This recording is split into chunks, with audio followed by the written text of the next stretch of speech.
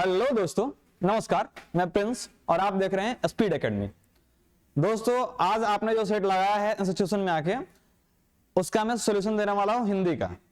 आप आज 12वें दिन का सेट लगा कर गए हैं और उसका जितना भी पहले मतलब सॉल्यूशन हुआ है उन सबका वीडियो आपने देखा होगा। आपको बहुत सारा चीज वहां से सीखने को मिला होगा। आज हम लोग इस सेट के सॉल्यूशन को देखेंगे।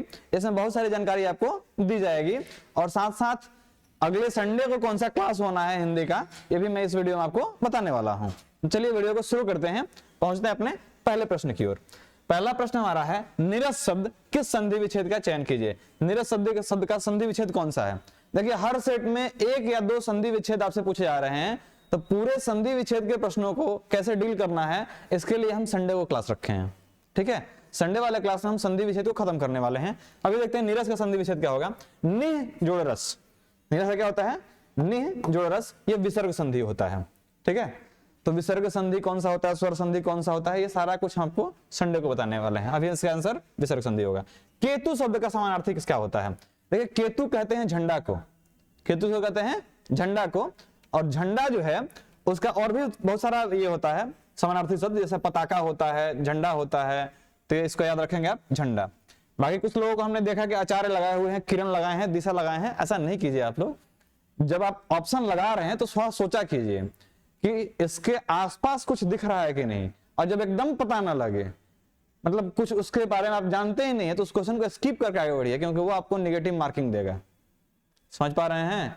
तो नेगेटिव तो नहीं उठाना है आपको। उससे बचने का उपाय एक है कि आपको एलिमिनेशन आना चाहिए। एलिमिनेट कैसे करेंगे? तो समझिए कि किन चीजों के बारे में हम जानते हैं और हम थोड़ा सा मिस कर रहे हैं, उस पर आप तुक्का ले सकते हैं, लेकिन जिसके बारे में आप जानते ही नहीं है उसको भी तुक्का मारेंगे तो गलत होना निश्चित है। तो आप लोग इस चीज से बचेंगे। तो इसका आंसर क्या होगा? झंडा। पिशून शब्द का समानार्थी क्या होगा?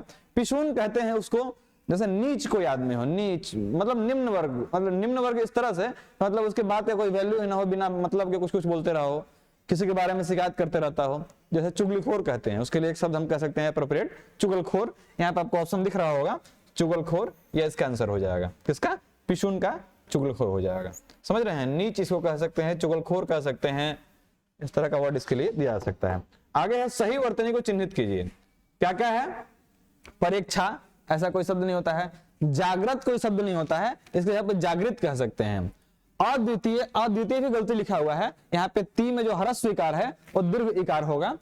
यहाँ पे समय सारणी जो लिखा हुआ है ये आपका बिल्कुल सही लिखा हुआ है। बाकी सारी चीजें आपको जो दिख रही हैं वो गलत लिखी हुई हैं। ठीक है, देखिए मैं आपको सही करके दिखाता हूँ कौन कौन सा वर्ड कैसे सही होगा। जैसे परीक्षा है तो इसको आप ऐसे लिखेंगे, ये हुआ सही में परीक्षा। जागृत जो है ये आप इसको ऐसे लिखेंगे, जागृत ऐसे लिखेंगे।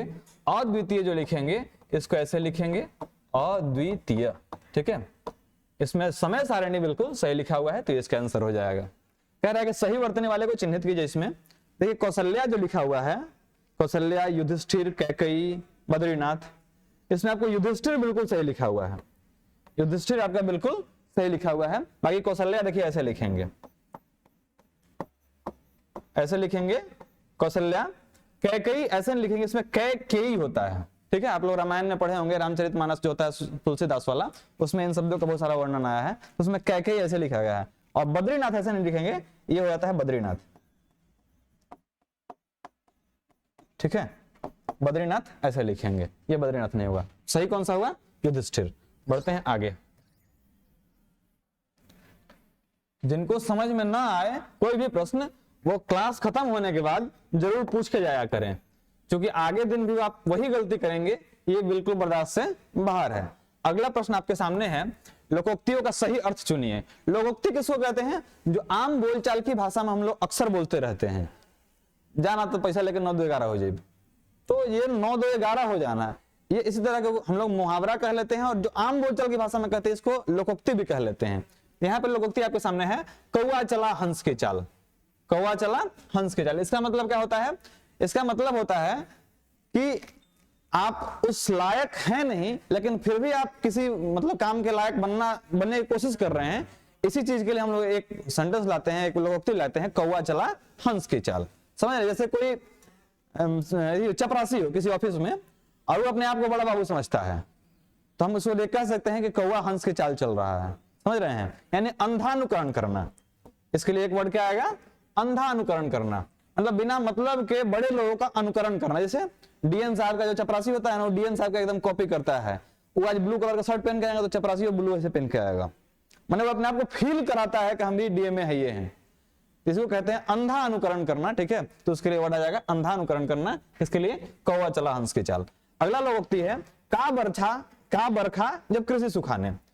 आप लोग इसका वर्ड, मतलब इस वर्ड का यूज आप लोग अक्सर गांव में सुनते होंगे। बड़े बूढ़े जो होते हैं हमारे गांव में वो अक्सर कहते हैं का बरखा जब कृषि सुखाने, मतलब वर्षा हो के बाद में क्या करेगी जब कृषि सूख गया। जब आपने खेती शुरू किया उस समय से धान रोपना था, धान रोपने के समय वर्षा ना हो, अब जब खेत पूरा खत्म हो गया उसके बाद वर्षा हो, तब उसके लिए लोकोक्ति हम लोग कहते हैं का बरखा जब कृषि सुखाने। तो यहाँ पे सही अर्थ हो जाएगा क्या इसका, कि हानि हो जाने के बाद हर उपाय जो होता है वो निरर्थक होता है। हानि हो जाने के बाद हर उपाय निरर्थक होता है, ये होगा अर्थ किसका, का वर्षा जब कृषि सुखाने। अगला क्वेश्चन आपके सामने, जिसकी आशा ना की गई हो, इसके लिए एक शब्द आपको देना है। तो इसे चीजों के लिए हम कहते हैं अप्रत्याशित। जैसे मान लीजिए मैं आज यूट्यूब पे पढ़ा रहा हूं और अचानक से मैं सुबह उठूं और देखूं कि हमारे पास 1 लाख सब्सक्राइबर जमा हो गए, तो ये हमारे लिए अप्रत्याशित होगा। हमने आशा नहीं की कि ऐसा होगा, और रातों रात यदि मान लीजिए आपके जैसे जो छात्र हैं हमें देखने वाले इतना शेयर करें कि वीडियो हमारा मिलियंस ऑफ व्यूज में पहुंच जाए, तो जो सब्सक्राइबर होंगे वो भी लाखों बढ़ जाएंगे। तो ये अप्रत्याशित होगा। तो आपने सुना होगा कि अप्रत्याशित वृद्धि हो गई, चीनी के मूल्य में अप्रत्याशित वृद्धि, बिस्कुट का मूल्य में अप्रत्याशित वृद्धि। ऐसा मतलब अचानक से बिना सोचे समझे बढ़ जाना, इसी को कहते हैं प्रत्याशित बढ़ना। यहाँ पे वही चीज कहा गया है कि जिसकी आशा ना की गई हो उसको कहते हैं अप्रत्याशित। क्लियर? बढ़ते हैं अगले प्रश्न की ओर। वधु उत्सव, इससे कौन सा शब्द बनेगा? इससे बनेगा वधुत्सव। अब कई लोगों को दिक्कत क्या होता है कि इन दोनों कंफ्यूजन में फंस जाते हैं कि वधुत्सव ऐसे कि वधुत्सव ऐसे। देखिए जब भी यहाँ पे उ और उ, एक है आपका हरस्व उ और दूसरा फिर से हरस्व उ, ये जब जुड़ेंगे तो ये आगे जाके दीर्घ उ का निर्माण करेंगे। इसको बोलते हैं दीर्घ स्वर संधि। कौन संधि है ये? दीर्घ स्वर संधि। जब हरस्व उ मिलेंगे और जब हरस्व और हरस्व मिलेंगे तो हमेशा ये दीर्घ उ का निर्माण करेंगे और ये हो जाएगा क्या? दीर्घ स्वर संधि। और जब हरस्व ई और हरस्व ई दोनों मिले तब फिर से ये दीर्घ ई का निर्माण करती है, इसको भी दीर्घ स्वर संधि कहते हैं। ठीक है, तो ये दीर्घ स्वर संधि का एक उदाहरण था।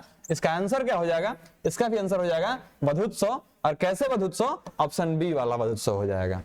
क्लियर? इस तरह से इसको हम डिसाइड करते हैं कि आंसर क्या होता है। पुल्लिंग में प्रयुक्त होने वाले शब्द को पहचानिए, इनमें से कौन सा शब्द जो है वो पुल्लिंग है। तो देखिए यहाँ पे एक वर्ड जो दिख रहा है, उम्मीद, कक्षा, प्रतीक्षा नहीं। चमत्कार जो है ये एक पुल्लिंग शब्द है। हम लोग अक्सर यूज करते हैं कि ऐसा लो चमत्कार हो गया, एकदम चमत्कार हो गया, चमत्कार हो गई नहीं कहते हैं। चमत्कार हो गई तो स्त्रीलिंग हो जाता है। कई बार आपको जब समझ में ना आए कि ये स्त्रीलिंग है कि पुल्लिंग, तो उससे वाक्य बनाने की कोशिश कीजिए। उन शब्दों से वाक्य बनाइए। यदि वाक्य बनता है और उसमें उससे पुल्लिंग का बोध होता है तब उसको पुल्लिंग लगाइए, अन्यथा नहीं बनता है या फिर स्त्रीलिंग की तरह बन रहा है तो उसको स्त्रीलिंग लगाइए। यहाँ पे आपसे पुल्लिंग के बारे में पूछा गया था, चमत्कार जो होगा ये पुल्लिंग होगा, बाकी सारे वर्ड जो हैं वो स्त्रीलिंग के हैं, तो ये आप देख पाएंगे। बढ़ते हैं अगले प्रश्न की ओर। अथ जो शब्द है इसका विलोम क्या होता है? अथ शब्द का विलोम होता है इति।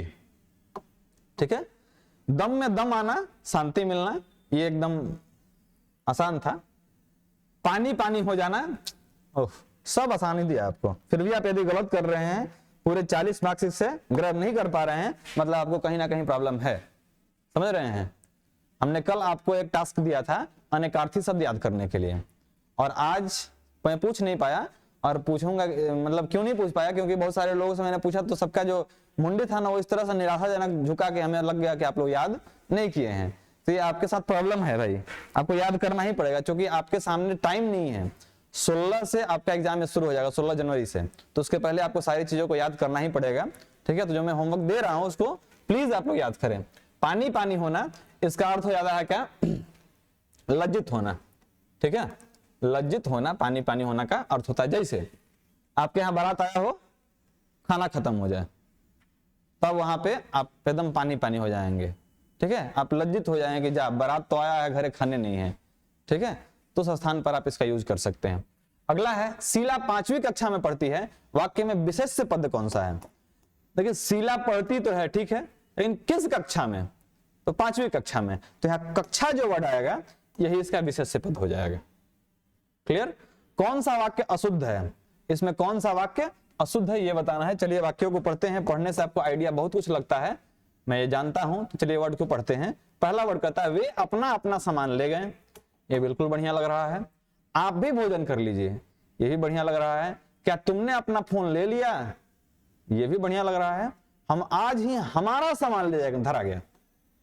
हम आज ही हमारा सामान ले जाएंगे, ऐसा कहना अच्छा नहीं लग रहा है। आप थॉरली बोल के देखिए। यहाँ पे यदि हम कहते हैं कि हम आज ही अपना सामान ले जाएंगे तो बहुत बढ़िया लगता है। तो यहाँ हमारा का जगह अपना आएगा। तो कई लोगों का क्वेश्चन था, सर ये वाला नहीं बना पाते हैं, इसके लिए कोनो बुक बताइए ना। भाई साहब बुक में नहीं होता है, ये आप डेली लाइफ में यूज कर रहे हैं वर्ड्स को, बस उसी को समझिए कि ध्यान से बोल के देखिए कैसा लग रहा है, बोलने में अच्छा महसूस हो रहा है कि बुरा लग रहा है। ये आपको भले ही ना समझ में आए कि यहाँ पे होगा क्या एक्चुअल में, लेकिन ये जरूर आप पता लगा लें कि यहाँ पे कुछ ना कुछ गलती है। तो यहाँ पे आपको गलती क्या मिला? अपना। ठीक है, यहाँ अपना शब्द लगाएंगे हमारा के जगह पे, तब जाके ये सही हो जाएगा। हम अपना सामान ले जाएंगे। पढ़ते हैं अगले प्रश्न की ओर। कहता है कि दिए गए अनुच्छेद में रिक्त स्थान की पूर्ति कीजिए। अब इस अनुच्छेद को हम लोग पढ़ेंगे और अनुच्छेद को पढ़ के पता क्या लगाएंगे कि अनुच्छेद आखिर में कहना क्या चाहता है। इसका अर्थ जो है वो पॉजिटिव आ रहा है, नेगेटिव आ रहा है, या फिर फिलोसफी की तरफ जा रहा है, मतलब क्या कहना चाहता है, इसको हम लोग पढ़ के पता लगाएंगे। पहले पढ़े इसको। जीवन में सफलता और विफलता मन के कारण मिलती है। ठीक है, मन की दृढ़ संकल्प शक्ति निरंतर कार्य में जुटाए रखती है। बढ़िया बात है। इससे बहुधा सफलता मिल जाती है। मन के खाली स्थान जब कार्य करने के दौरान ही व्यक्ति को निर्बल बना देती है। अब देखिए ये जो आप सेंटेंस पढ़ रहे हैं, मन की खाली स्थान जब कार्य करने के दौरान ही व्यक्ति को निर्बल बना देती है, तो यहाँ पे आपको सेंस लग रहा होगा सेंटेंस पढ़ने से, सेंटेंस नेगेटिव की ओर जा रहा है।